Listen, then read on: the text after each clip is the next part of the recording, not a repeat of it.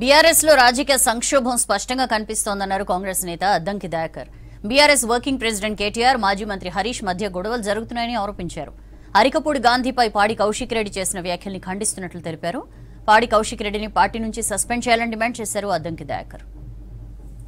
పార్టీలో అంటే బీఆర్ఎస్ పార్టీలో రాజకీయ సందిగ్ధత, రాజకీయ సంక్షోభం మనకు స్పష్టంగా కనబడుతున్నది. ఒకవైపు హరీష్, కేటీఆర్ కొట్లాడుకుంటుంటే మరొక వైపు ఆ పార్టీలో ఉన్న కొంతమంది నాయకులు లైక్ పాడి కౌశిక్ రెడ్డి లాంటి వాళ్ళు మాట్లాడుతున్న మాటలకు వాళ్ళు ఎట్లా స్పందించాలనో వాళ్ళకే అర్థం కాని స్థితిలో ఈరోజు బీఆర్ఎస్ పార్టీ ఉన్నది.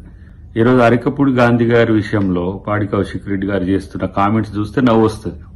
ఈ 10 సంవత్సరాలు మరి అరికపూడి గాంధీ గారు మీ పార్టీలనే ఉన్నారు, ఆ రోజు మీకు ఎందుకు వ్యతిరేకంగా అనిపించలేదు?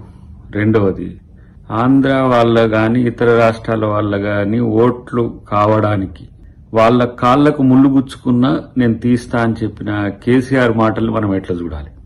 ఇప్పుడు మళ్ళీ ఆంధ్ర తెలంగాణ సెంటిమెంట్ లేదంటే ఇంకా మేము తెలంగాణ వాళ్ళమని చెప్పుకోవడానికి సగ చెప్పుకుంటున్నది బీఆర్ఎస్ పార్టీ. ఎంత రాజకీయాల కోసం ఎంత నీచమైన స్థితికి దిగజారుతారో ఈ సంఘటన మనకు అర్థమవుతున్నది.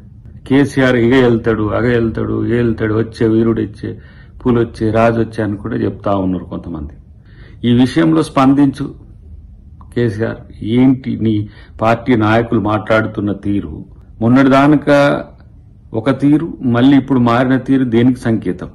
ఇలా ఈ పార్టీ కాంగ్రెస్ పార్టీలో ఉన్నప్పుడు ఆయన కౌశిక్ మీకే సమాచారం అందించి కోవర్ట్ గా ఉన్నాడని చెప్పేసి ఎవరు అరికపూడి గాంధీ గారు చెప్తున్నారు. కేవలం మా రేవంత్ రెడ్డి గారిని కాంగ్రెస్ పార్టీని విమర్శించడానికి ఇలా ఆయన ఏం చేసిండు?